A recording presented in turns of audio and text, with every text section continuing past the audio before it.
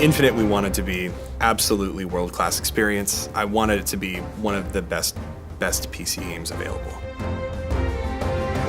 With Halo Infinite, this is the first time that we're releasing the game on console and PC the same day and date, which is super exciting. Importantly though, we're not just shipping a port of the console game on day one. We really are building it from the ground up to be a great game for PC players who love to customize the experience the way that they want to.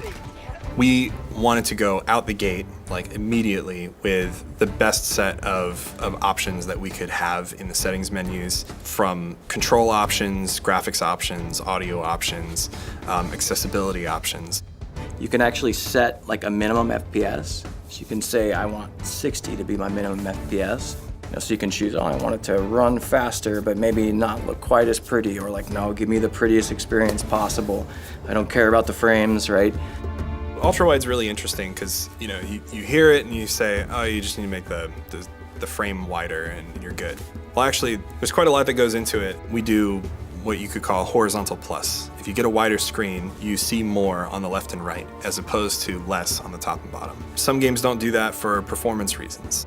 Ultra-wide specifically does have challenges for Sandbox. A lot of them were on our animators because all of a sudden, like, hey, I can see bits of Chief's shoulder, where I never could see bits of Chief's shoulder before. When I came on board, a lot of the narrative sequences were built, and it was a really hard sell to go to those teams and say, hey, the tireless months you have put into creating these picturesque moments, we need them to go like that. The UI will have to fill the screen, your HUD will have to fill the screen. If you're on a super ultra wide, you probably don't want your radar and your ammo count like way out on the corners, so we have the options so that you can bring them in. We have paid a lot of attention to advanced graphics settings that you wouldn't normally see in a console game. A lot of them are sliders, so you can tune them down, you can tune them up, and then it's not just on and off. Because we went that far on PC, we were able to bring back a lot of those things on console that you maybe wouldn't always see in a console game. So in the same way that on mouse and keyboard, you can completely customize your key bindings. We have like triple key bindings. You can set up to 3 different keys to a single action. The teams have all worked together to bring a mega low latency experience. You need to make sure that you're set up to be able to deliver the lowest latency experience regardless of the configuration that someone's running. Our latency is some of the lowest in the industry. And the reason our latency is as low as it is they built this cool thing. It's a mouse with like a little light on it. So that when you click the mouse, the LED flashes red. And then we use high frame rate cameras to capture the game window and the mouse in the same frame, and then there we have true end-to-end latency. There's another first for Halo is launching across a family of consoles, and so how do we make our game scale down to Xbox One or a PC that's kind of equivalent to an Xbox One, but scale up to a Series X and whatever PC someone has that's better than a Series X and the PCs in the future. We want the experience to be as interoperable as it possibly can be. So you should be able to play how you want to play, whenever you want to play, on whichever platform you want to play, and it should work. When you're making a competitive game and it's on PC, you need anti-cheat. That's all there is to it. It's got to happen. We made a commitment early on that we don't want to have any complex DRM or anything that's going to inhibit a player's ability to play the way they want to play. And we want to respect players' privacy, especially legitimate players' privacy, right? We're going to continue to evolve it into whatever is necessary and whatever our players need to have a fair experience.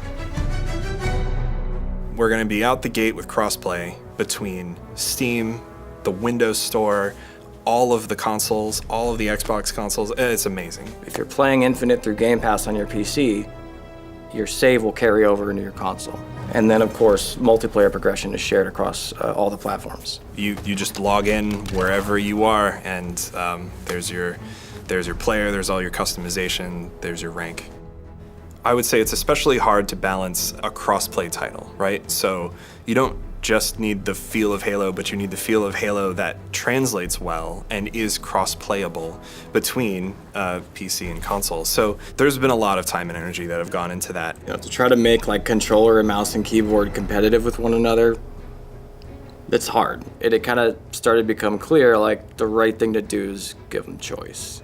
We're going to have a ranked controller hopper. We're going to have a ranked mouse and keyboard hopper, and we will have a ranked crossplay hopper as well. We're doing something pretty awesome in Infinite. On the PC side, you can actually deploy a LAN server and host your own LAN parties. Both PC and console within your house can connect to this local dedicated server, especially for folks my age that, like grew up with original Halo, especially folks who grew up with LAN parties. I wanted desperately to, when this game launches, go have a LAN party with my friends. Instant nostalgia, right? Come on. Because we're a crossplay title, the way that we manage friends in the game is all through Xbox Live. And that is very common and familiar for Xbox players. It is not as common and familiar for PC players. Our integration with Steam, our integration with Discord, integration with Xbox Live, those are a lot of moving pieces, and it all works seamlessly together. Open game bar, message a friend, tell them to join, ping another friend on Discord, ping another friend on Steam, pull all 3 of those people into a fire team and go play. Doesn't matter the platform. Working on Halo Infinite PC, we knew we had to partner with some of the best partners in the space. And to me, Razer has been S tier. Not only did we make an entire suite of fully licensed hardware, but on top of that, we wanted to make sure that everyone that already owns Razer hardware got to experience Halo Infinite. So the integration that we've been able to achieve directly with them and Chroma is something we're really proud of. Working closely with some awesome people at Razer and trying to describe to them what we want. So it's like, hey, so, when the player dies, could we have like a maybe this light goes bright and then flashes like they took our weird hand motions and our weird sound effects and worked with us to make a full set of lighting effects. They instantly were like, oh, no problem, we got you.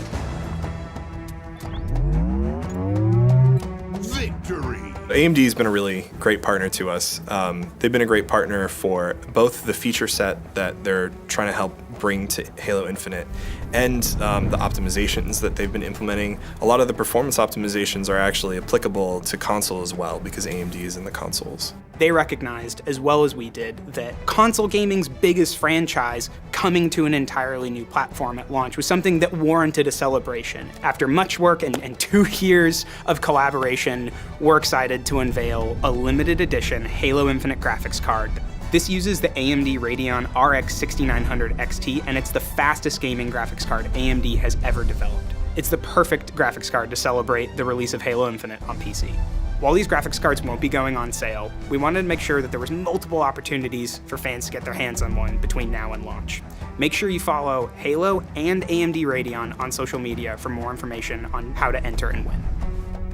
I'm really, really excited with what we've built. I'm really excited with the features that we have right out of the gate. I think when PC players sit down with our game, they're going to go, okay, this is made by PC players. It's going to grow, it's going to evolve. We're going to support it, we're going to sustain it. We're going to learn from our audience what they enjoy. We're going to feed off of that and leverage that data and make decisions on what kind of content we deliver in the future. So it's really about it being a living, shared experience between us over in development and our community. I think as a PC developer, what gets us excited is knowing that we're going to be on a journey with our players on PC. That is, their setup evolves, their hardware evolves. As they identify issues for us, it's going to be a really lively conversation back and forth, and we'll continue to bring support to PC players down the line as part of our seasonal experience. I think it's going to be a fun journey for all of us.